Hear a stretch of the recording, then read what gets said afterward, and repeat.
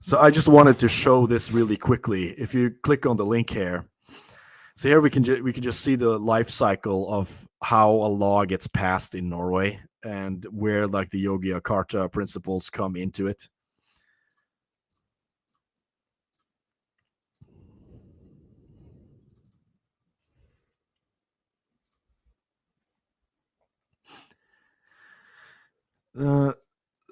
So you do hear talk about the Economist Democracy Index, where Norway scores really highly on like transparent democracy, and I mean to some sense you could see that because it's very easy. It's very easy to access these laws if you're patient enough to read through it.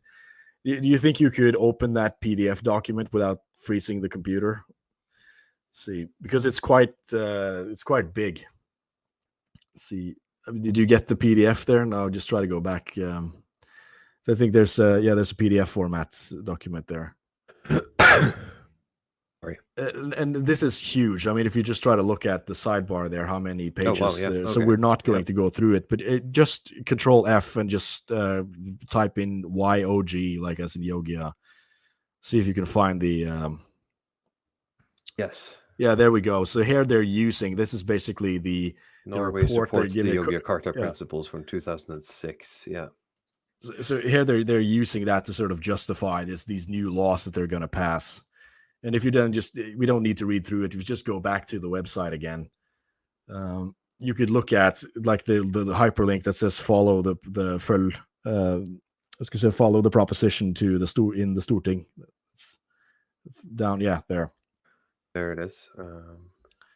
And so here you can see like there you could follow the entire life cycle of from the proposition to becoming an actual law.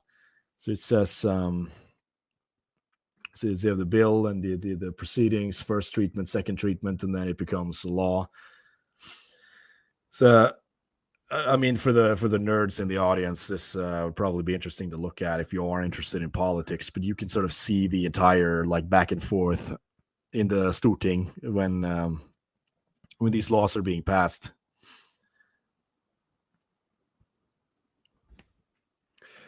Interesting. Yep. We don't have to look that much more at it. No, that's very detailed, but yeah, it's I wanted nice to just give a concrete example of how this actually looks in practice. Yeah, because there's like I said, there's way too many of these videos on this topic in our sphere where they just go back to talking about Derrida, like postmodernist, all this very theoretical stuff. The philosophical source is very well documented. That's interesting and all, but let's take a look at the actual, how the sausage is made in the factory.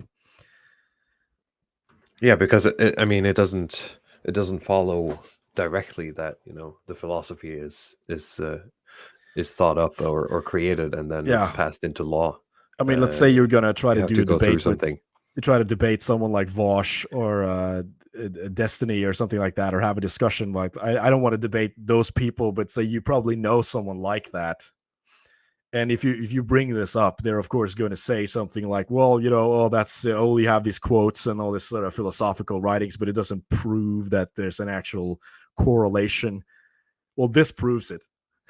Yeah. This proves all of it.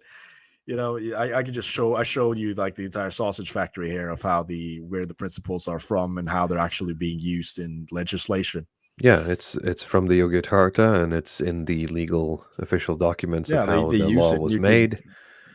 Look at all of them, and it's used as that's the foundation. That's what they go back to. Is that we have to do this because this is in accordance with the Yogyakarta principles. Yeah, and we support the UN, of course. We sure do.